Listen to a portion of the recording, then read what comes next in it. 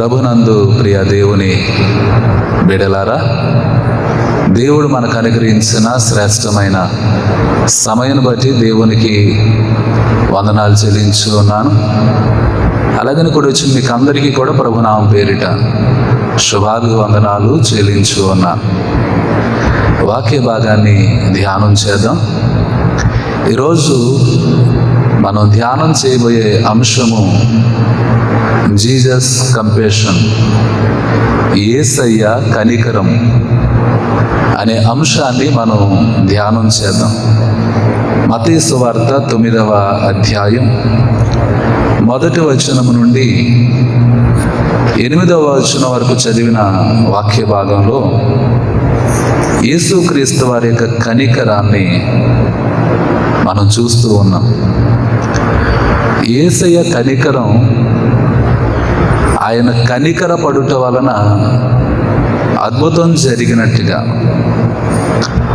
పక్షవాయు రోగం గలవాడు స్వస్థత పొందినట్లుగా ఈ వాక్య భాగంలో మనం చూస్తూ ఉన్నాం.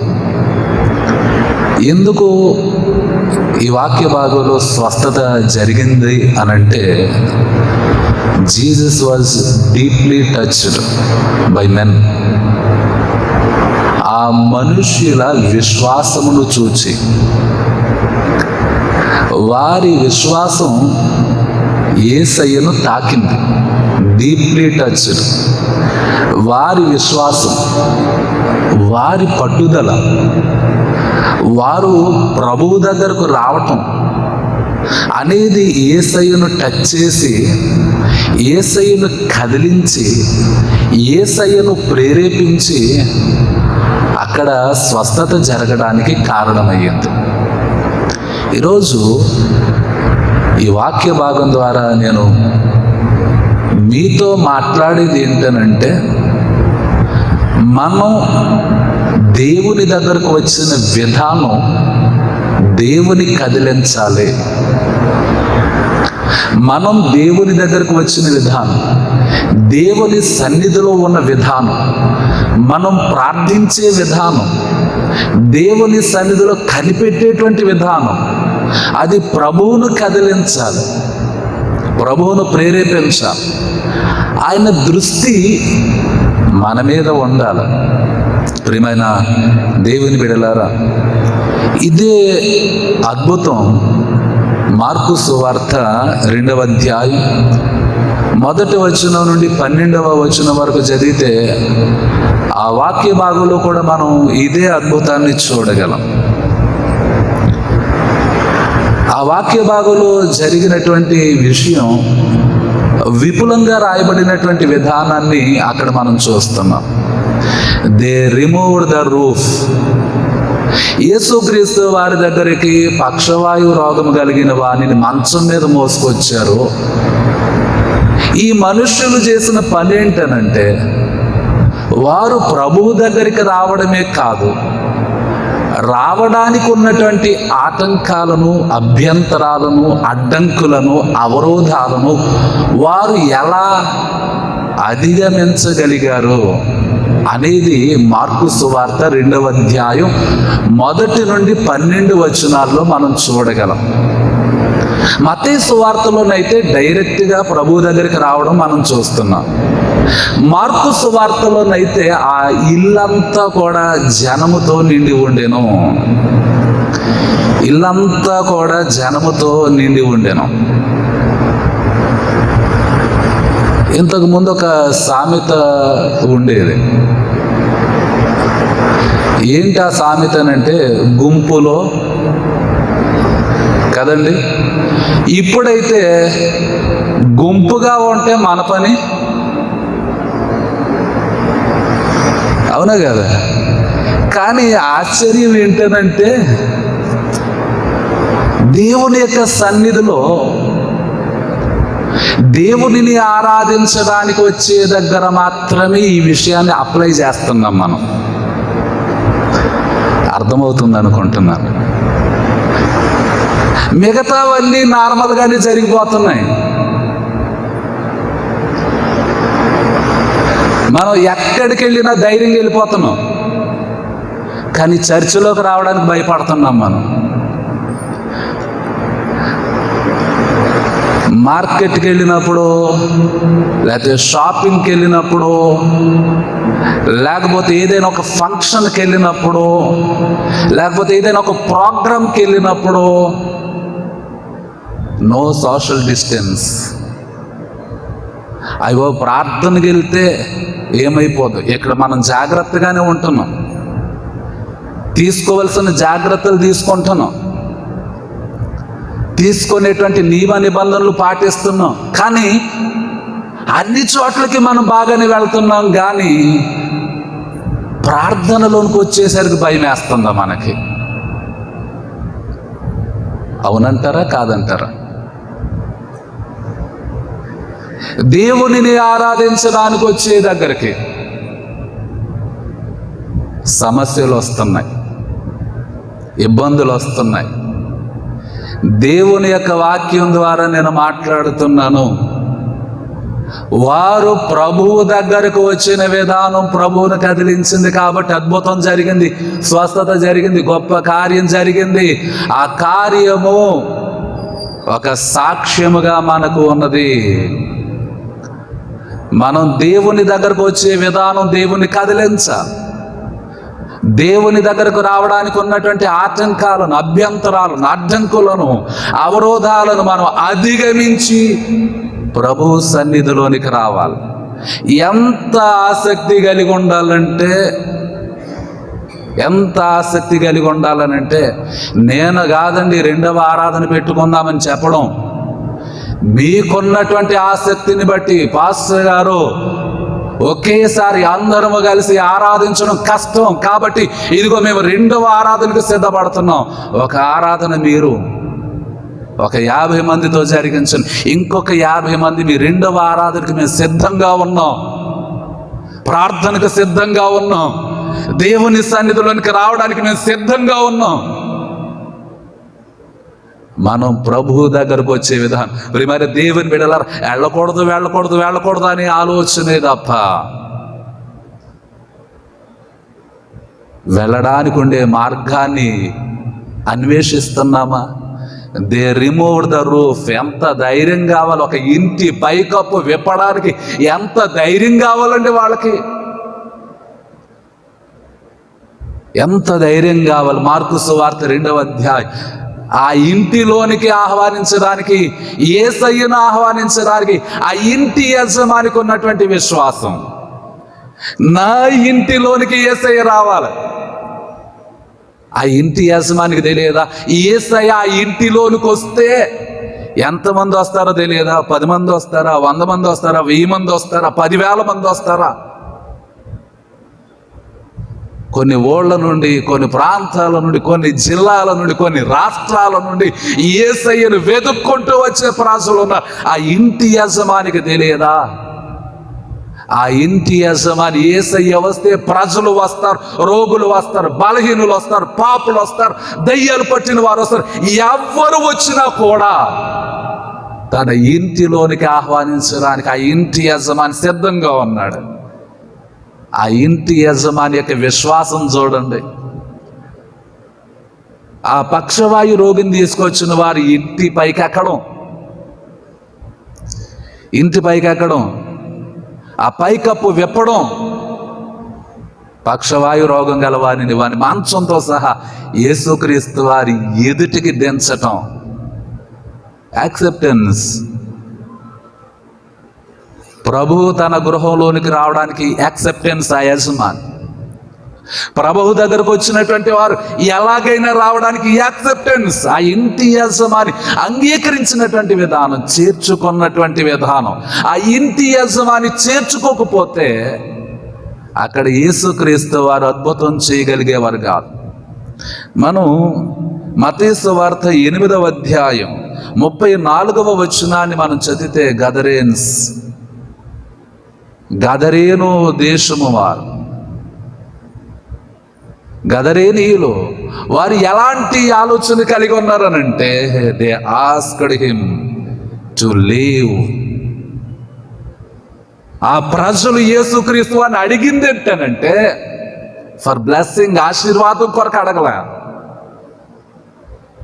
హీలింగ్, స్వస్థత కొరకు అడగలేదు, పీస్ సమాధానం కొరకు అడగల, హ్యాపీనెస్ సంతోషం కొరకు అడగల, టు లివ్. మమ్మల్ని విడిచిపెట్టి వెళ్ళిపోండి, మా దేశాన్ని విడిచిపెట్టండి, మా కుటుంబాలు విడిచిపెట్టండి, మా గృహాలు విడిచిపెట్టండి, మమ్మల్ని విడిచిపెట్టి నువ్వు ఇక్కడి నుంచి వెళ్ళిపో. ప్రియమైన దేవుని బిడ్డలారా, ఆలోచన చేయండి.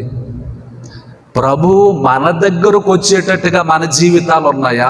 ప్రభువా నన్ను విడిచిపెట్టి వెళ్ళిపో, నా గృహంలోనికి రావద్దు, నా ప్రాంతంలోనికి రావద్దు, నా జీవితంలోనికి రావద్దు అని తిరస్కరించేటట్టుగా మన జీవితాలు ఉన్నాయా? ఆలోచన చేయండి. దేవుని యొక్క వాక్యం మనతో మాట్లాడుతూ ఉంది. దేర్ ఫెయిత్, వారి విశ్వాసం, వారి విశ్వాసం ప్రభువుని కదిలించింది. ఈరోజు నీ విశ్వాసం, నీ భక్తి, నీ యథార్థత, నీ ప్రార్థన, నీ నీతి దేవుని కదిలించగలదా? దేవుని కదిలించగలదా? ఆ ఇంటి యజమానికి కోపం అనేది రాలేదండి, కోపం అనేది రాలేదు. కోపాన్ని గురించి ఎఫెసీ పత్రిక మాట్లాడుతుంది. కోపపడుడి కానీ పాపం చేయకండి, కోపపడండి కానీ పాపము చేయకండి.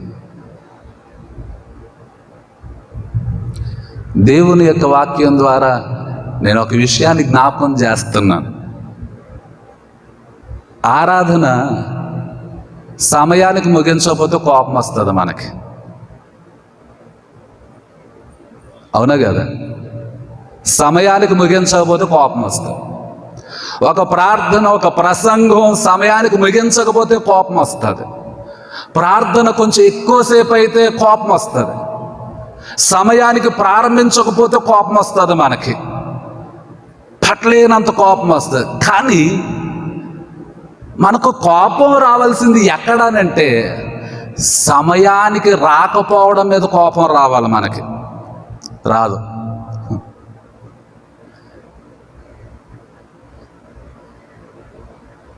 సంఘ విధానాలు పాటించకపోతే కోపం రావాలి, సంఘ నియమాలు పాటించకపోతే కోపం రావాలి, దేవుని యొక్క సన్నిధి సరిగా జరగకపోతే కోపం రావాలి, దేవుని యొక్క కార్యాలు సరిగా జరగకపోతే కోపం రావాలి, దేవుని యొక్క పరిచర్య సరిగా జరగకపోతే కోపం రావాలి.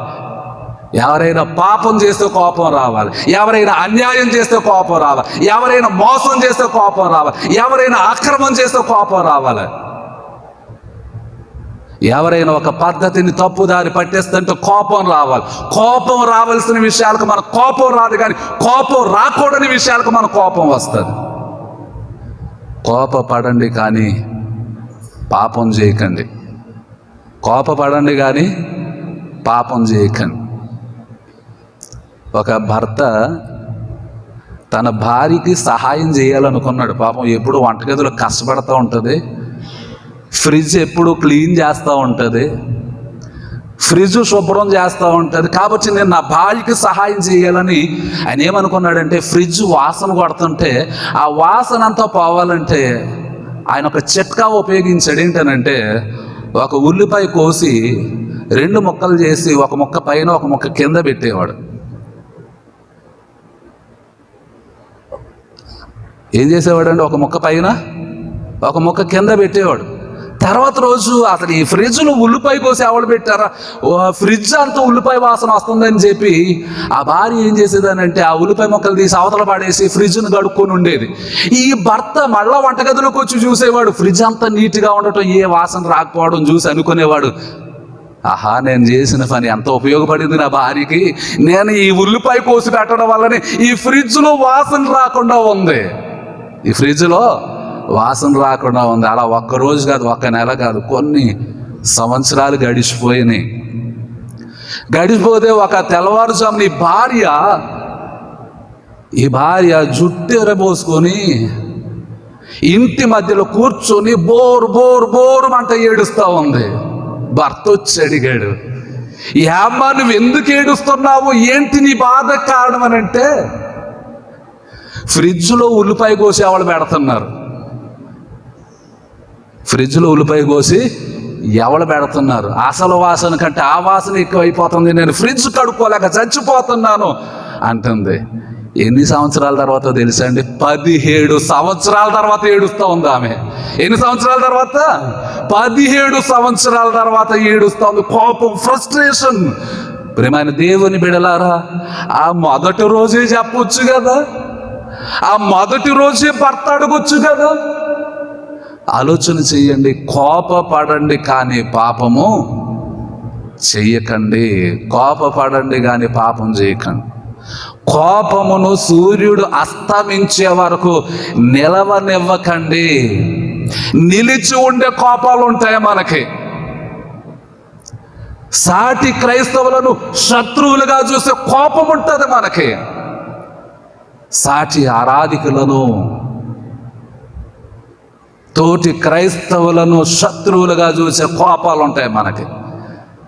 ప్రియమైన దేవుని బిడలారా, ఎవరికి తగ్గ కోపం వాళ్ళకు ఉంటుంది. ఒక్కొక్కసారి ఏమవుతుందంటే, మనకి ఆఫీసులో కోపం వచ్చింది అనుకోండి, పై అధికారిని ఏం అనలేం. ఇంటికొచ్చి ఎవరిని అంటాం చెప్పండి? ఆఫీసులో వచ్చిన కోపాన్ని ఎక్కడ చూపించారు? ఇంటికొచ్చి భార్య మీద, పిల్లల మీద. ఒక చోట వచ్చిన కోపాన్ని ఇంకొక చోట చూపించరు. అధికారిని అంటే ఏం చేస్తారు? సస్పెండ్ చేస్తారు. నియమ ఉల్లంఘన చేశారు కాబట్టి అంటారు. ప్రియమైన దేవుని బిడలారా, కోపపడండి కానీ పాపం చేయకండి. మీ కోపాన్ని సూర్యుడు అస్తమించే వరకు నిలవనివ్వకండి. అన్నం ఉడికినట్టు కొతలాడిపోతూ ఉంటుంది మనసు మనకి. ఎప్పుడు ఆ కోపాన్ని ప్రదర్శిద్దామా, అవకాశం వచ్చినప్పుడు, సందు దొరికినప్పుడు ఎప్పుడు ఈ కోపాన్ని బయట పెడదామా, మన కోపం అంతా తీర్చేసుకుందామా అని ఆలోచన చేస్తాం. దేవుని యొక్క వాక్యం చెప్తోంది, కోపపడండి పాపం చేయకండి. ఆ ఇంటి యజమానికి అక్కడికి వచ్చినటువంటి ప్రజల మీద, వారు చేసినటువంటి పని మీద ఆయన కోపం రాల. పత్రిక వాక్య భాగం తెలియజేస్తుంది, మీ ప్రాచీన స్వభావాన్ని విడిచిపెట్టి నవీన స్వభావాన్ని ధరించుకోనండి. మీ ప్రాచీన స్వభావం అది ఎంత భయంకరమైనదో, ఆ పాత స్వభావాన్ని విడిచిపెట్టి నవీన స్వభావం, దేవునిలో నవీన స్వభావం ధరించుకోవాలి. Your identity in Christ. క్రీస్తులో నీకున్న ఐడెంటిటీ, యేసయ్య నీకు ఇచ్చిన జీవితం, నీవు మారితే, నీవు రక్షణ పొందితే, నీ పాపాలు ఒప్పుకుంటే, పశ్చాత్తాపపడితే, ప్రభువు నీకు ఇచ్చినటువంటి ఐడెంటిటీ, నీకు ఇచ్చిన ఆశీర్వాదం. ప్రియమైన దేవుని బిడ్డలారా, నీవు ప్రార్థిస్తే పొందిన ఆశీర్వాదం పాపం చేసి పోగొట్టుకోవద్దు. ఆమేన్. నువ్వు ప్రార్థిస్తే వచ్చినటువంటి ఆశీర్వాదం, రక్షణ పొందితే వచ్చినటువంటి ఆశీర్వాదం, నీవు నీతిగా బ్రతికితే వచ్చినటువంటి ఆశీర్వాదం, అవి నీతి పనులు చేసి ఆ ఆశీర్వాదాన్ని పోగొట్టుకోవద్దు. జాగ్రత్త. ఎక్కడ దేవుడు నిన్ను నిలవబెట్టాడు, ఎక్కడ దేవుడు నిన్ను బలపరిచాడు, ఎక్కడ దేవుడు నీకు సహాయం చేశాడో, దేవుడు నీకు సహాయం చేసినటువంటి పరిస్థితిని జ్ఞాపకం చేసుకుంటూ, దేవుడు సహాయము చెయ్యని పరిస్థితులు కల్పించుకోవద్దు మనం. ఆదికాండం 3వ అధ్యాయాన్ని చదివితే, ఆదాము అవ్వలు ఏదెను తోటలో నిరభ్యంతరంగా తిరగవచ్చు. దేవుడు స్వేచ్ఛనిచ్చాడు, సంతోషాన్ని ఇచ్చాడు, ఉల్లాసాన్ని ఇచ్చాడు. ఆ తోటలో నిరభ్యంతరంగా తిరిగే అవకాశాన్ని దేవుడు ఇచ్చాడు. ఒక్కొక్క దినాన దేవుడు ఏదెను తోటకు తలుపులు పెట్టించాడు, తాళం వేయించాడు, కాపలా పెట్టించాడు. ఎందుకు అనంటే, ఆదాము అవ్వలు మాట వినని విధానం, దేవుని ఆజ్ఞను తృణీకరించినటువంటి విధానం, ఆజ్ఞాతిక్రమమే పాపం. తాళాలు, కాపలా ఎక్కడి నుంచి వచ్చిందనంటే, నీ ముఖానికి పట్టే చెమట ఎక్కడి నుంచి వచ్చిందనంటే, నీ పాపంలోంచి వచ్చింది చెమట, నీ పాపంలోంచి వచ్చింది శ్రమ. ప్రియమైన దేవుని బిడ్డలారా, 144వ కీర్తన చదవండి, చివరి వచనాల్లో, మా వీధులలో ఉరుకులెత్తుట, కంగారు పడటం, ఆందోళన చెందడం, ఒత్తిడికి గురి కావటం మా వీధులలో లేదు, మా కుటుంబాలలో లేదు, మా జీవితాలలో లేదు. ఇట్టి స్థితి గల వారు ధన్యులు. యెహోవా తమకు దేవుడుగా గల జనులు ధన్యులు. ప్రియమైన దేవుని బిడ్డలారా, జీసస్ కంపేషన్, యేసయ్య కనికరం. యేసయ్య కనికరం ఎవరి మీద ఉంటుందనంటే ఆయన దగ్గరకు వచ్చిన వారి మీద యేసయ్య కనికరం ఉంటుంది. యేసయ్య కనికరం ఎవరి మీద ఉంటుందనంటే పాపములు క్షమింపబడిన వారి మీద ఆయన కనికరం ఉంటుంది. యేసయ్య కనికరం ఎవరి మీద ఉంటుందనంటే ఆయనను ఆరాధింపవచ్చిన వారి మీద, ఆయన మహిమపరచవచ్చిన వారి మీద ఆయన కనికరం ఉంటుంది. కనికరం ఉంటుంది. గదరేనీయులు రావద్దు అన్నారు కాబట్టి యేసుక్రీస్తు వారు ఎక్కడికి వచ్చారనంటే కపెర్నహూము ప్రాంతానికి వచ్చారు. గదరేనీయులు వద్దన్నారు కాబట్టి వారి దగ్గర యేసయ్య ఉండలే. ఈరోజు నువ్వు డోర్ క్లోజ్ చేస్తే యేసయ్య మన తలుపు దగ్గరే ఉంటాడు అనుకోవద్దు. అడుగుతాడు ఆయన, ఎంతసేపు అడగాలో అడుగుతాడు ఆయన. కానీ ఆ తలుపు దగ్గర ఆయన నిలిచి ఉన్న సమయంలోనే తలుపు తీయాలి. మనం తలుపు తీయనంతలో ఒక్క సెకను కూడా అవ్వలేదండి, వెళ్ళిపోయాడు యేసు. కుదరదు. తలుపు వేయబడిన తర్వాత వచ్చి, అయ్యా మేము పాటలు పాడాం, అయ్యా మేము పరిశుద్ధులం, అయ్యా మేము ప్రార్థనా పరులం, అయ్యా మేము నీతిమంతులం, నీ నామం పేట సువార్త ప్రకటించో, దయ్యాలు వెళ్ళగొట్టో, నీ నామం పేట మేము ఎంత సేవ చేసాం. నాలాంటి వాడు వెళ్ళి తలుపు వేసిన తర్వాత నిలబడ్డా, అయ్యా మీరెవరో నాకు తెలియదు, మీరెవరో నాకు తెలియదు. ప్రియమైన దేవుని బిడలారా, దేవుని యొక్క వాక్యం మనల్ని హెచ్చరిస్తూ ఉంది. మనం ఎంత నీతి కలిగిన జీవితాన్ని మనం కలిగి ఉన్నాము అనేది మనం పరిశీలన చేసుకోవాలి. They asked him to leave. మమ్మల్ని విడిచిపెట్టు ప్రభువా. ఈ మాట కాదు మనం అడగాల్సింది, ప్రభువా మా దగ్గరికి రండి, మాతో ఉండండి, మా గృహాల్లో ఉండండి, మా జీవితాల్లో ఉండండి, మా హృదయాల్లో ఉండండి, మా బిడ్డలతో ఉండండి, మాతో ఉండండి. మీరు మాతో ఉంటే మేము ఆశీర్వదింపబడతాం, మేము రక్షింపబడతాం. మత్తయి సువార్త 9వ అధ్యాయం 2వ వచనాన్ని మనం చదివితే జీసస్ పవర్, యేసుక్రీస్తు వారి యొక్క బలం, యేసుక్రీస్తు వారి యొక్క శక్తి. ఆయన శక్తి ఎంత గొప్ప శక్తి అని అంటే టు ఫర్గివ్ సిన్స్, పాపములను క్షమించే శక్తి ఆయన కలిగి ఉన్నారు. ఇదిగో జనులు పక్షవాయుతో మంచం పట్టి ఉన్న యోకాన్ని ఆయన ఎదుగు తీసుకొని వచ్చేరి. యేసు వారి విశ్వాసము చూచి, కుమారుడా ధైర్యముగా ఉండుము, నీ పాపములు క్షమింపబడి ఉన్నవని పక్షవాయువు గలవానితో చెప్పెను. నీ పాపములు క్షమింపబడి ఉన్నవి. పాపములు క్షమించేటువంటి శక్తి కలిగిన వాడు యేసయ్య, అధికారం కలిగినటువంటి వారు యేసయ్య. ఇక్కడ చెప్పుకోవాల్సింది ఎవరి గురించి అనంటే ఆ పక్షవాయు రోగము గల వాని యొక్క ఫ్రెండ్స్, వాని యొక్క స్నేహితుల గురించి చెప్పుకోవాలి. మన స్నేహితులు ఎలాంటి వారు చెప్పండి? సినిమాకి రమ్మనే స్నేహితులా? పార్టీ చేసుకుందాం రమ్మనే స్నేహితులా? షికారుకి వెళ్ళొద్దామని చెప్పే స్నేహితులా? లోక సంబంధమైనటువంటి కార్యకలాపాల్లో పాలు పంచుకుందామని చెప్పే స్నేహితులా? ఎలాంటి స్నేహితులు మన స్నేహితులు? ఒక పక్షవాయు రోగము గల వాని యొక్క స్నేహితులు ఏం చేశారనంటే దైర్ అటెన్షన్, డీప్ కేర్. ఆ రోగము గల వాని ఎడల వారు కలిగి ఉన్నటువంటి శ్రద్ధ, వారు కలిగి ఉన్నటువంటి ఆసక్తి. ప్రియమైన దేవుని బిడ్డలారా, ఒకరిని బాగు చెయ్యాలి అనే ఆలోచన, ఒకరిని పాడు చేయటం కాదు, కానీ ఒకరిని బాగు చెయ్యాలనేటువంటి ఆలోచన ఆ స్నేహితులు కలిగి ఉన్న. బాగు చెయ్యటం అనేది మా వలన కాదు, మా వలన జరగదు. మేము ఎలాంటి సహాయం ఈ పక్షవాయు రోగము గల వారికి మేము చేయలేము. మంచం మీద మోసుకొచ్చారు వాళ్ళు.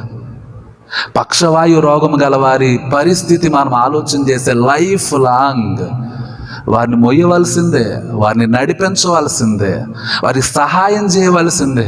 ఒకరి ఆసరా లేకపోతే వారు ఎంత మాత్రము కూడా పని చేయలేరు. మంచం మీద పడి ఉన్న ఆ రోగిని పట్టించుకున్నటువంటి స్నేహితులు మన కళ్ళ ముందు ఎంత బాధపడిపోతున్నా ఒక్కొక్కసారి మనం పట్టించుకోకపోవచ్చు. మన కళ్ళ ముందు అవసరతలో ఉన్నవారు ఎంతమంది ఉన్నా వారిని పట్టించుకోకపోవచ్చు. మన కళ్ళ ముందు సమస్యలు ఉన్నవారు వారిని పట్టించుకోకపోవచ్చు.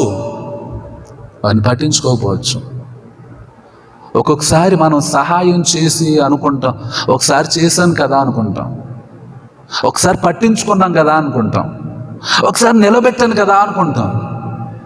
ఒకసారి సాయం చేస్తే సరిపోయిందా? ఒకసారి పట్టించుకుంటే సరిపోయిందా? ఒకసారి ఏదో అనుకూలంగా మాట్లాడితే సరిపోయిందా? అక్కడితో మన ప్రేమ అయిపోయినట్టేనా?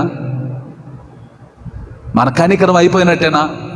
ప్రియమైన దేవుని బిడ్డలారా, యేసయ్య కనికరం ఎంత కనికరం అనంటే ఆ పక్షవాయు రోగిని చూడటం, ఆ రోగి మీద కనికరం. ఆ రోగి మీద యేసయ్య ఎందుకు కనికర పడ్డారనంటే వారి స్నేహితులు వారిని తీసుకొచ్చారు కాబట్టి. వారి స్నేహితుల విశ్వాసాన్ని చూచి వెరీ స్పెషల్ కేర్. ప్రియమైన దేవుని బిడ్డలారా, మీరు మీ స్నేహితుల కొరకు ఆలోచన చేయండి, మీ కుటుంబాల కొరకు ఆలోచన చేయండి, మీ ఫ్యామిలీ మెంబర్స్ కొరకు ఆలోచన చేయండి. మీరు మీ ఫ్యామిలీ మెంబర్స్ కానీ, మీ స్నేహితులు కానీ, మీ ఇరుగు పొరుగు వారు కానీ వారిని మీరు చేయవలసింది ఏంటనంటే వారిని ప్రభువు దగ్గరికి తీసుకురావాలి. మనం రావడమే కష్టం, మళ్ళీ ఇంకొకరిని ఎలా తీసుకొస్తాం? అవునా కాదండి? చెప్పాలా? మనం రావడం కష్టం. మనం అంటాం కదా, నేను వచ్చి ఆరాధించడమే గొప్ప, నేను వచ్చి ప్రార్థన చేయడమే గొప్ప. ప్రియమైన దేవుని బిడ్డలారా, మనం వచ్చి ఆరాధించడమే గొప్ప కాదండి, మనం వచ్చి ప్రార్థించడమే గొప్ప కాదు, మనం వచ్చి దేవుని సన్నిధిలో జీవించడమే గొప్ప కాదు. మనతో పాటు ఇంకొకరిని బిఫోర్ ద లార్డ్, దేవుని ముందుకు తీసుకురావటం. ఒక పక్షవాయు రోగం గల వాని స్నేహితులు యేసయ్య దగ్గరికి తీసుకొచ్చారు. వారి మిషన్, వారి పరిచర్య, వారి ఆలోచన ఏంటంటే వానిని యేసయ్య దగ్గరికి తీసుకురావాలి. నీవు ఎవరి కొరకు ఆలోచన చేస్తావు? నీ మిషన్ ఏంటి? నీ పరిచర్య ఏంటి? ఎంతమందిని యేసయ్య దగ్గరికి తీసుకురాగలవు నువ్వు? చెప్పండి. ఎంతమందిని యేసయ్య దగ్గరకు మనం తీసుకురాగలం? ఫిజికల్గా కనబడేటువంటి పనులు కాదు మనం చేయటం, ఆత్మ సంబంధమైనటువంటి కార్యాలు, ఒకరి రక్షణ కొరకు మనం చేసేటువంటి పోరాటం, ఒక ఆత్మ నశించిపోకుండా జీవములోనికి నడిపించేటువంటి ప్రక్రియ. ఎంతవరకు మనం చేయగలం? మన పనులు మనకు సరిపోవు, లేకపోతే మన ఉద్యోగం మనకు సరిపోదు, టైం సరిపోదు. ఇంకొకరితో మనం దేవుని గురించి మాట్లాడేటువంటి అలవాటు. మనం దేవుని గురించి మాట్లాడాలంటే దేవుని గురించి మనకు తెలిసి ఉండాలి, దేవుడు మనకి ఏం చేశాడో మనం అనుభవించి ఉండాలి. ప్రియమైన దేవుని బిడ్డలారా, ఆ వ్యక్తి, ద మ్యాన్ వాజ్ డిజేబుల్డ్, లేవలేనివాడు, హెల్ప్లెస్, నిస్సహాయుడు. హీ వాజ్ వితౌట్ హోప్, నిరీక్షణ లేనివాడు. బట్ హిస్ ఫ్రెండ్స్, ఒక నిస్సహాయుడు, నిరీక్షణ లేనివాడు, కథలు లేనివాడు, నడవలేనివాడు, పడి ఉన్నటువంటి వాడు. కానీ అతని ఫ్రెండ్స్ పడిపోయిన వారు కాదు, అతని ఫ్రెండ్స్ నడవలేని వారు కాదు, అతని ఫ్రెండ్స్ నడవటమే కాదు మొయ్యగలిగినటువంటి వారు. మనం నచ్చితే మోస్తామండి, మనం నచ్చితే మోస్తాం, నచ్చకపోతే కిందకు దోసేస్తాం, పడగొట్టేస్తాం మనం. దేవుని యొక్క వాక్యం మాట్లాడుతుంది, ఒక నిరీక్షణ లేని వ్యక్తిని, నిస్సహాయుడైనటువంటి వ్యక్తిని, ఏమాత్రం కూడా బ్రతుకు మీద ఆశ లేనటువంటి వ్యక్తిని అతని స్నేహితులు భుజాల మీద మోసుకొని ప్రభువు దగ్గర తీసుకొచ్చారు. అలాంటి గొప్ప స్నేహితులు మనకుండాలి. అలాంటి గొప్ప స్నేహితులు మనకు ఉండాల. మన జీవితాన్ని పాడు చేసేవారు కాదు, మన జీవితాన్ని తప్పుదారి పట్టించేవారు కాదు, మనల్ని దేవుని దగ్గరకు రాకుండా ఆటంకపరిచేవారు కాదు. మనం దేవునిలో బతుకుతూ ఉంటే ఆ దైవ సంబంధమైన జీవితాన్ని పాడు చేసేటట్లు మన స్నేహితులు కాదు.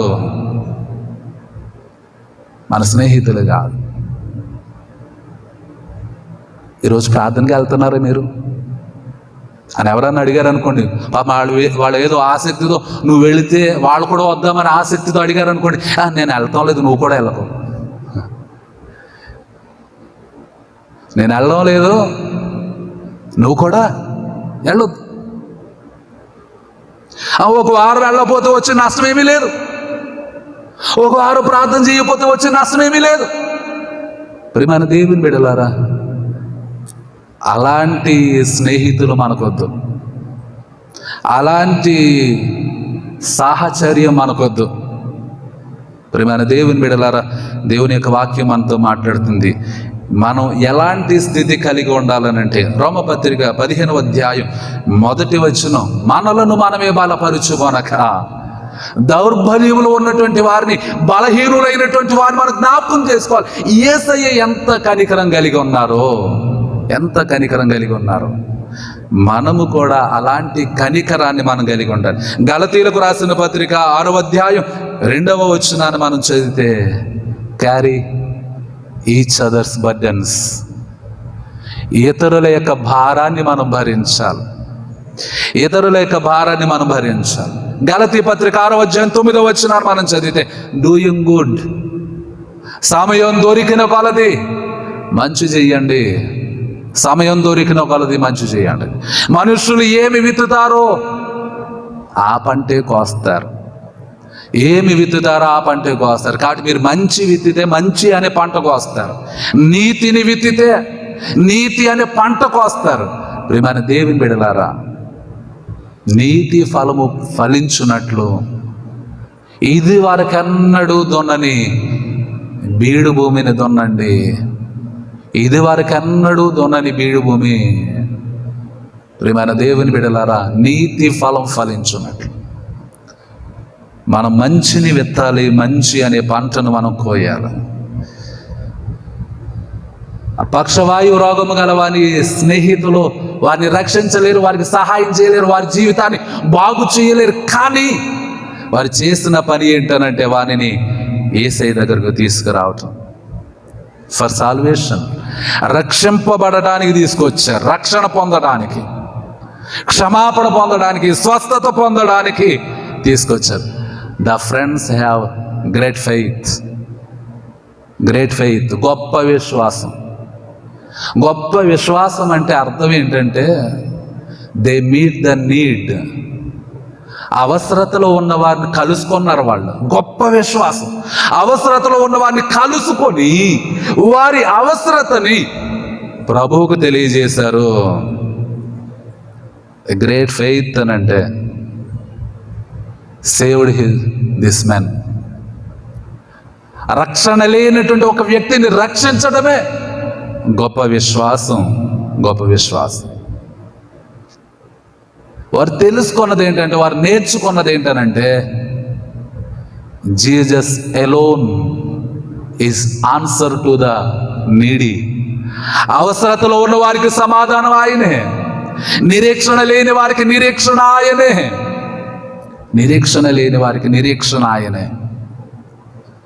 ప్రియమైన దేవుని బిడ్డలారా, యేసయ్య మాత్రమే సమాధానం, యేసయ్య మాత్రమే ఆధారం, యేసయ్య మాత్రమే మనల్ని రక్షించగలిగిన వాడు, స్వస్థపరచగలిగిన వాడు, బలపరచగలిగిన వాడు, మన జీవితాల్లో ఆదరణ కలిగించేది యేసయ్య మాత్రమే.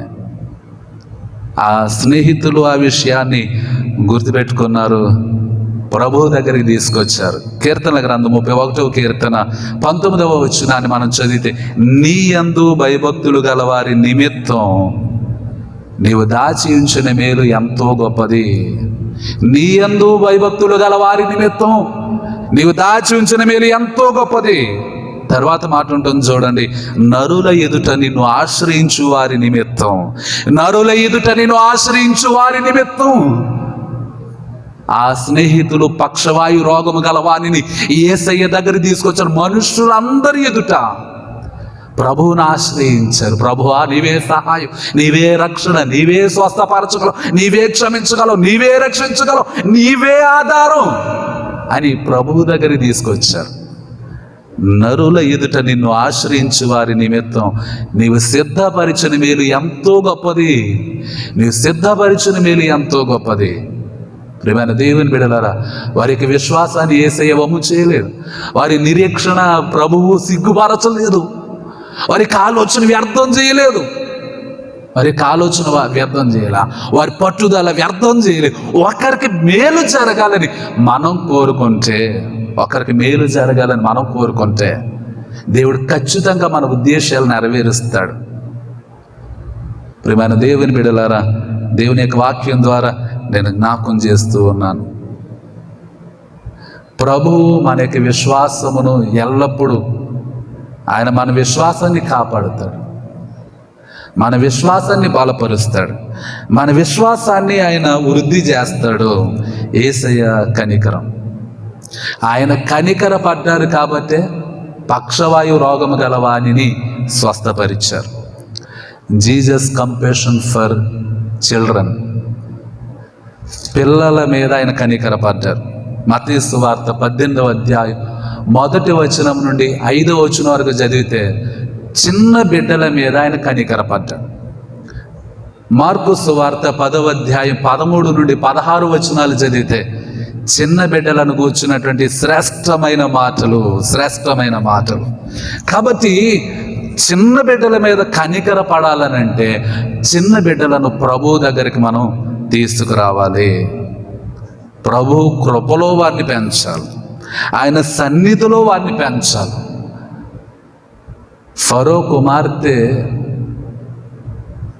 ఫరో కుమార్తె నీళ్లలో దొరికిన మోషేని తీసుకొని,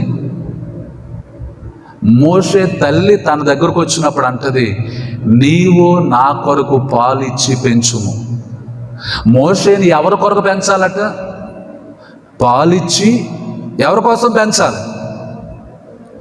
ఫరో కుమార్తె కొరకు, రాణి గారి కొరకు పెంచాలి, రాజు కుటుంబం కొరకు పెంచాలి. ప్రియమైన దేవుని బిడ్డలారా, మనం మన బిడ్డల్ని ఎందుకు పెంచుతున్నాం? ఎందుకు చదివిస్తున్నాం? ఎందుకు వారికి మంచి మంచి ఉద్యోగాలు రావాలని కోరుకుంటున్నాం? మన యొక్క అవసాన దశలో వారు ఏదో మనకి హెల్ప్ఫుల్గా ఉంటారని, సహాయంగా ఉంటారని, అండగా ఉంటారని, వాళ్ళు మనల్ని చూసుకుంటారని. ఒక మాట చెప్తాను నేను, మనం మన తల్లిదండ్రులను బాగా చూస్తే మన బిడ్డలు కూడా మనల్ని బాగా చూస్తారు. అందుకే మొదట చెప్పాను కదా, మనం ఏమి విత్తుతామో అదే పంట కోస్తాం. ఏం విత్తుతామో అదే పంట కోస్తాం. కాబట్టి మనం విత్తినటువంటి పంటే మన చేతికి వస్తుంది, ఆ ఫలాన్నే మనం పొందుకుంటాం. దేవుని యొక్క వాక్యం ద్వారా నేను మాట్లాడుతున్నా. చిన్న బిడ్డల ఎడల కన్సర్న్, చిన్న బిడ్డల ఎడల ఆయన కనికరాన్ని కలిగి ఉండి వారిని ఆశీర్వదించినటువంటి విధానం. ఎప్పుడైతే మనం మన చిన్న బిడ్డలని దేవుని చేతికి అప్పగించము, వారి భవిష్యత్తును దేవుడు తీర్చిదిద్దుతాడు. ఎందుకనంటే చిన్న బిడ్డల గురించి మత్తయి సువార్త 18వ అధ్యాయం 1 నుండి 5 వచనాలు మనం చదివితే ఆ వాక్య భాగులు సో ట్రస్ట్ఫుల్. నమ్మదగినటువంటి వారి పిల్లలు. చిన్నపిల్లలు ఎప్పుడు మోసం చేయరండి, చిన్నపిల్లలు ఎప్పుడు అన్యాయం చేయరు. మనమే వాళ్ళని ఈజీగా బాల్తో కొట్టించేయచ్చు, ఈజీగా బాల్తో కొట్టించవచ్చు పిల్లల్ని. ట్రస్ట్ఫుల్, నమ్మదగిన వారి పిల్లలు, డిపెండెంట్, ఆధారపడేటువంటి వారి పిల్లలు, టీచబుల్. మనం ఏం చెప్తే అది వింటారు వాళ్ళు, మనం ఏం చెప్తే వింటారు వాళ్ళు. ప్రియమైన దేవుని బిడ్డలారా, 4 పెద్దోళ్ళు కలిసి చేసే పనిని 10 మంది చిన్నపిల్లలు ఈజీగా చేసేస్తారు. 10 మంది చిన్నపిల్లలు ఈజీగా చేస్తారు, చాలా త్వరగా చేస్తారు, చాలా త్వరగా చేస్తారు. మనం గమనించి ఉంటాం ఈ విషయం. దేవుని యొక్క వాక్యం తెలియజేస్తుంది. అందుకనే ప్రభు అయిన యేసుక్రీస్తు చిన్న బిడ్డల మీద ఆయన కనికర పడటమే కాదు, ఆశీర్వదించడమే కాదు, మోడల్స్ ఆఫ్ ద ఫెయిత్, విశ్వాసానికి మాదిరిగా వారిని ప్రభువు చూపించారు. అంటే ప్రభు యొక్క కనికరం చిన్న బిడ్డల మీద ఎంత కనికరం ఉందో చూడండి. కాబట్టి మనం మన చిన్న బిడ్డలని ప్రభువు చేతిలో పెడదాం. దేవుని కొరకు వారిని పెంచుదాం. హన్న తన కుమారుడైనటువంటి సమూయేలుని ఎవరి చేతికి అప్పగించిందనంటే దేవుని చేతికి అప్పగించింది, దేవుని సన్నిధిలో విడిచిపెట్టింది. రెండవదిగా దేవుడు ఎవరి మీద కనికర పడతాడనంటే జీసస్ కంపాషన్ ఫర్ ఉమెన్, స్త్రీల మీద ఆయన కనికర పడతాడు. స్త్రీల మీద ఆయన కనికర పడ్డాడు. ప్రియమైన దేవుని బిడ్డలారా, యోధా సాంప్రదాయంలో, యోధా సమాజంలో స్త్రీలకు ఏమాత్రం కూడా గుర్తింపు లేదంట. ఏమాత్రం గుర్తింపు లేనటువంటి వారు సమాజ మందిరాల్లో ఒక 10 మంది ఆరాధనకి ఏకీభవిస్తే 9+1 9 మంది పురుషులు, ఒక్క స్త్రీ కూడా ఉండడానికి వీలు లేదు. No property rights. స్త్రీలకు ఆస్తిలో భాగం లేదు యోధా సమాజంలో. అలాంటి యోధా సమాజంలో ఉన్నటువంటి పరిస్థితులను, కట్టుబాట్లను అధిగమించి జీసస్ ఎలోడ్ ఉమెన్, స్త్రీలకు పరిచర్యలో అవకాశం ఇచ్చాడు. ఆయన స్త్రీల మీద తన కనికరాన్ని చూపించాడు. ఎవరి మీద కనికరం చూపించాడు అనంటే లూకాసు వార్త 8వ అధ్యాయం 42వ వచనం నుండి 48వ వచనం వరకు మనం చదివితే, బ్లీడింగ్ ఫర్ 12 years, 12 సంవత్సరాల నుండి రక్తస్రావ రోగము కలిగిన స్త్రీ, ఆ స్త్రీ ఎడల ఆయన కనికరం. లూకాసు వార్త 7వ అధ్యాయం 36వ వచనం నుండి 50వ వచనం వరకు చదివితే, ఏ ప్రాస్టిట్యూట్, ఒక పాపాత్మురాలైన స్త్రీ మీద ఆయన కనికరాన్ని చూపించారు. లూకాసు వార్త 7వ అధ్యాయం 13వ వచనాన్ని మనం చదివితే, his heart was went out to her. నాయన విధవరాలు ఏడుస్తామంటే ఆమె వెంట ఆయన హృదయం, ఆయన కనికర పడ్డాడు ఆ విధవరాలి మీద. ఆమె బాధను చూసి జాలి పడ్డాడు. ఆమె బాధను చూసి. ప్రియమైన దేవుని బిడ్డలారా, లూకాసు వార్త 10వ అధ్యాయం 39వ వచనాన్ని చదివితే, మేరీ ఆఫ్ బేతనీలో ఉన్నటువంటి మరియా, ఆ మరియకు దేవుడిచ్చినటువంటి వాగ్దానం, దేవుడిచ్చినటువంటి ధన్యత, స్త్రీల ఎడల ఆయన కనికర పడినటువంటి విధానాన్ని యోహాను సువార్త 4వ అధ్యాయం అంతా కూడా మనం చదివితే, సమారిటన్ ఉమెన్, సమరయ స్త్రీ ఎడల ఆయన కనికరపడి ఆమెకు బైబిల్ గ్రంథంలో ప్రవచించినటువంటి చోటు. ఆయన చేసిన పని ఏంటంటే క్రైస్ట్ వాజ్ మోటివేటింగ్. ఆయన చేసే పని ఏంటంటే ప్రోత్సహించడమే. ఆయన చేసే పని ఏంటంటే వెలుగులోకి తీసుకురావడమే. ఆయన చేసే పని ఏంటంటే బలపరచడం. కేవలం కనికరపడటం మాత్రమే కాదు, ఆయన వారిని ప్రోత్సహించిన, బలపరిచిన, స్వస్థపరిచిన ఆ పక్షవాయు రోగం గల వారిని, ఆ పరుపు మీద పడి ఉన్నటువంటి వారిని, లేవలేనటువంటి వారిని, కుమారుడా నీవు లేచి నీ పరుపు ఎత్తుకొని వెళ్ళాలా. లేవలేని వాడికి, నడవలేని వారికి మంచం మీద మోసుకొని తీసుకొని వచ్చిన వారిని ఆ మంచాన్ని మోసే శక్తిని ఇచ్చాడేసే. హల్లెలూయా. ఆ పరుపెత్తుకొని నడిచే శక్తిని ఇచ్చాడేసే. హల్లెలూయా. ప్రియమైన దేవుని బిడ్డలారా, నువ్వెలాంటి స్థితిలో ఉన్నావో, నువ్వెలాంటి బలహీనతలో ఉన్నావు, నువ్వెలాంటి సమస్యలో ఉన్నావు, నువ్వెలాంటి ఇబ్బందిలో ఉన్నావు, నువ్వెలాంటి పరిస్థితిలో ప్రభు దగ్గరకు వచ్చావో, నీవు వచ్చిన విధానం యేసయ్యను కదిలించాలి. మనం ఏదో ఆలోచనతో వస్తాం, ఏదో విసుగుతో వస్తాం, ఏదో కోపంతో వస్తాం, ఏదో మనసులో పెట్టుకుని వస్తాం దేవాలయంలోనికి, కోతలాడుతూ ఉంటాం. మనం ఎంత దేవుని సన్నిధిలోనికి ఆరాధనలోకి వచ్చినా, పాటలు పాడినా, వాక్యం చదివినా, వాక్యం విన్నా, ప్రార్థన చేసినా ఆ పాయింట్ అలాగ మనల్ని పట్టుకొని పీకుతానే ఉంటుంది. ప్రియమైన దేవుని బిడ్డలారా, నీవు దేవుని సన్నిధిలోనికి వచ్చిన తర్వాత ఏ పరిస్థితిలోంచి వచ్చావో ఆ పరిస్థితి బయట విడిచిపెట్టి రావాలి. ఎక్కడ విడిచిపెట్టి రావాలి? బయట విడిచిపెట్టి. మన యొక్క కాన్సన్ట్రేషన్ అంతా కూడా దేవుని సన్నిధి మీద ఉండాలి, విషయాల మీద ఉండకూడదు,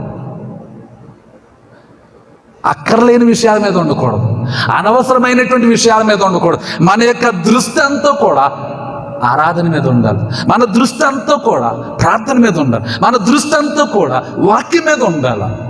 వాక్యము దేవుడు ప్రకటింపజేస్తుంటే ఆ వాక్యము మనలను ఒక మార్పు తీసుకురా.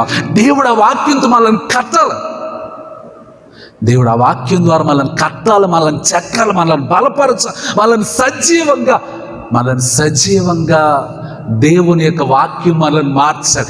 ఎక్కడ మన విశ్వాసాన్ని కోల్పోయామో, ఎక్కడ మనం నశించిన స్థితిలో ఉన్నామో, ఎక్కడ పడిపోయిన స్థితిలో ఉన్నామో, ఈ వాక్యం ఈరోజు నేను నిలవబెట్టాలి, నువ్వు జయం పొందుతావని నమ్మకాన్ని కలిగించాలి, నిరీక్షణ పుట్టించాలి. లేవలేని వాడు నడవగలిగితే, మంచాన్ని మోసుకుంటూ వెళితే ప్రభువా నేనేం మోస్తున్నాను ఆ భారము నుండి నన్ను తప్పించండి, నన్ను విడిపించండి.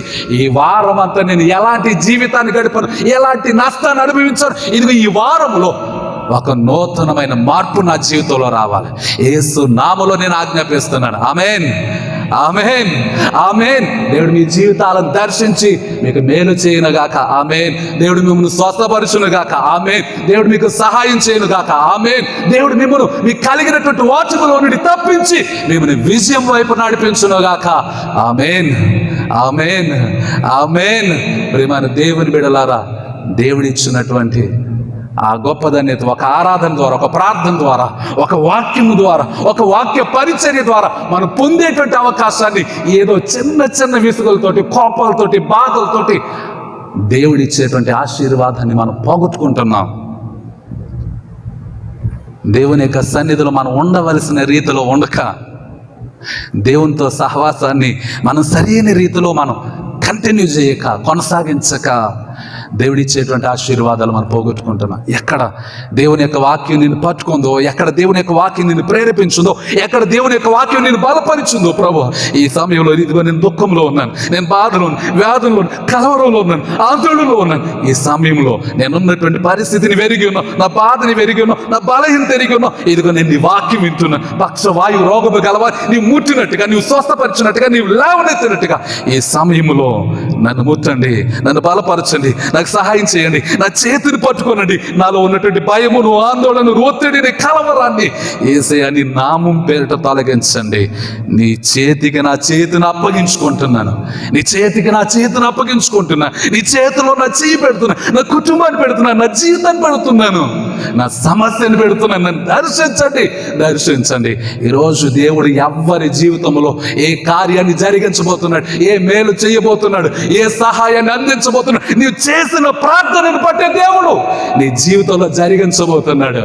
ఆ కార్యాన్ని నేను చూస్తున్నా, ఆ విడుదల నేను చూస్తున్నా, ఆ సహాయాన్ని నేను చూస్తున్నా. ఏ కుటుంబంలో దేవుడు వెలుగుతో నింపబోతున్నాడు, వెలుగుతో నింపబోతున్నాడు. ఈ ఆరాధన మన జీవితాన్ని మార్చాలి, ఈ ప్రార్థన మన జీవితాన్ని మార్చాలి, ఈ వాక్యం మన జీవితాన్ని మార్చాలి, మన కుటుంబాన్ని మార్చాలి. ఎక్కడ మనం పడిన స్థితిలో ఉన్నాం ఆ బంధకాలలో నుండి దేవుడు తప్పించడానికి, ప్రభువా నేను భయపడుతున్నాను, నా భయములో నుండి నన్ను తప్పించండి. నీవు నాతో ఉండండి, తండ్రి అయిన దేవ, కుమారుడు అయిన దేవ, పరిశుద్ధాత్ముడా మీరు మాతో ఉండండి. ప్రియమైన దేవుని బిడ్డలారా, దేవుడిచ్చినటువంటి నడిపింపు, దేవుడిచ్చినటువంటి సహాయం, దేవుని యొక్క వాక్యాన్ని ప్రకటించడానికి దేవుడిచ్చినటువంటి బలం, ఈ వాక్యం ద్వారా అనేక మంది కదిలింపబడ, అనేక జీవితాలు కదిలింపబడ, అనేక జీవితాలు దేవునిలోనికి రావాలా. మన వాక్యం విని వెళ్ళిపోవడమే కాదు, పరిశుద్ధాత్మ కుమరింపు మనం చూడ, పరిశుద్ధాత్మతో నింపబడటం మనం చూడ, పరిశుద్ధాత్మతో కదిలింపబడటం చూడాలి. ఎవరైతే ఇంకా రక్షణ పొందుకున్నారు, ఎవరైతే ఇంకా తమ పాపాన్ని విడిచిపెట్టకుండా ఉన్నారు, ఎవరైతే ఇంకా తమ పాప జీవితంలో కొనసాగుతున్నారు, దేవుడు మీతో మాట్లాడుతూ ఉన్నాడు. మీ పాపములు విడిచిపెట్టమని దేవుడు తన యొక్క వాక్యం ద్వారా హెచ్చరిస్తూ ఉన్నాడు. మన జీవితాన్ని మనం మార్చుకుంటే, మన జీవితంలో ఉన్న పాపాన్ని విడిచిపెడితే, మన జీవితంలో ఉన్న పాపాన్ని, ఆ పాప బంధకాల నుండి మనం విడుదల పొందితే, పక్షవాయు రోగము గలవాడు ఎలాగూ స్వస్థపరచబడ్డాడు, అలాగూ మీ జీవితము కూడా బాగు చేయబడుతుంది. మీ జీవితాలు కూడా రక్షింపబడతాయి. మీ జీవితాలు కూడా రక్షింపబడతాయి. దేవునితో సహవాసాన్ని మనము చిన్నగా తీసుకోవద్దు, సామాన్యంగా తీసుకోవద్దు, సాధారణంగా తీసుకోవద్దు. ఆయన మహిమ కార్యం, ఆయన అద్భుత కార్యం, ఆయన ఆశ్చర్యకరమైన కార్యం, వాక్యములో ఏది విన్నామో ఆ కార్యాలు మన యొక్క జీవితంలోకి మనం ఆహ్వానించి, ఆ కార్యాలను మనం ఆహ్వానించి మన యొక్క జీవితాలు సమృద్ధి అయినటువంటి దీవెనలతో నింపబడినట్లుగా మన జీవితాలు ఉండాలి. నువ్వు ఎలాంటి స్థితిలో దేవుని మందిరానికి వచ్చావో ఆ స్థితిని దేవుడు మార్చి నేను ఉన్నతమైనటువంటి స్థితిలో నిలబెట్టాలి. ఈరోజు నీ కుమారుని కొరకు ప్రార్థన చేస్తున్నావా? నీ కుమార్తె కొరకు ప్రార్థన చేస్తున్నావు, నీ భర్త కొరకు ప్రార్థన చేస్తున్నావు, నీ భార్య కొరకు ప్రార్థన చేస్తున్నావు, నీ ఉద్యోగం కొరకు ప్రార్థన చేస్తున్నావు, నీ వ్యాపారం కొరకు ప్రార్థన చేస్తున్నావా? రాబోయే దినాల్లో నీకు ఎదురయ్యేటువంటి శ్రమ కొరకు, శోధన కొరకు, కీడు కొరకు నువ్వు ప్రార్థన చేస్తున్నావా? ఎంత భయంకరమైన పరిస్థితిలో నువ్వు ఉన్నప్పటికీ కూడా నీకు ఎదురయ్యేటువంటి పరిస్థితుల్లో నుండి నీ దేవుడు నిన్ను తప్పించగలడు. ఆమేన్. నీ దేవుడు నిన్ను రక్షించగలడు. ఆమేన్. నీ దేవుడు నిన్ను బలపరచగలడు. ఆమేన్. ప్రియమైన దేవుని బిడ్డలారా, దేవుని యొక్క ఆత్మ అభిషేకం, ఆయన కుమ్మరింపు మనకు దేవుడు ఇస్తూ ఉండగా ఆ కుమ్మరింపును మనం పొందుకోవాలి. 2 చేతులు మనం పైకి దేవా నీకు ఆత్మతో నన్ను నింపు అని మనం దేవుణ్ణి అడిగినప్పుడు ఆ సహాయం మనం పొందుకుంటాం, మన కుటుంబాల్లో మనం పొందుకుంటాం. అలాంటి స్థితి మన జీవితాల్లో దేవుడు సమృద్ధిగా దయచేయాలి. ఎక్కడ మనం ముందుకు సాగలేనటువంటి పరిస్థితి ఉందో, ఎక్కడైతే మనం బంధింపబడ్డామో, ఏది మనకు ఆటంకంగా మారిందో ఒక అడ్డుగోడ, ఆ అడ్డుగోడని యేసయ్య మీరు ఛేదించండి, నా మార్గం సరళము చేయండి అని మనం దేవుణ్ణి అడిగితే నీ మార్గాన్ని దేవుడు సరళం చేస్తాడు. ఈరోజు మనం చదివినటువంటి సువార్త వాక్య భాగం, ఆ వాక్య భాగాన్ని మనం హృదయంలో భద్రం చేసుకుందాం. దేవుని యొక్క చిత్తాన్ని బట్టి దేవుడు ప్రకటించమన్నది, దేవుడు మాట్లాడమన్నది, దేవుడు ఆజ్ఞాపించినది నేను మాట్లాడుతూ ఉన్నా. దేవుడు విడుదల చేసింది నేను మాట్లాడుతూ ఉన్నా. దేవుడు విడుదల చేసింది నేను మాట్లాడుతున్నా. దేవుడు బంధించింది నేను మాట్లాడుతూ ఉన్నా. ఆకాశపు వాకిండ్లు విప్పబడి మన యొక్క జీవితాలు నింపబడాలంటే యేసయ్య కనికరం మన మీద ఉండాలి. యేసయ్య కనికరం మనలో ఉంటే మనం స్వస్థత పొందుతాం, రక్షింపబడతాం, పాప క్షమాపణ పొందుకుంటాం. అలాగుండుటకు పరిశుద్ధాత్మ దేవుడు మనకు తోడై ఉండి నడిపించును గాక. ఆమేన్. సమస్త జ్ఞానమునకు మించిన దేవుడు.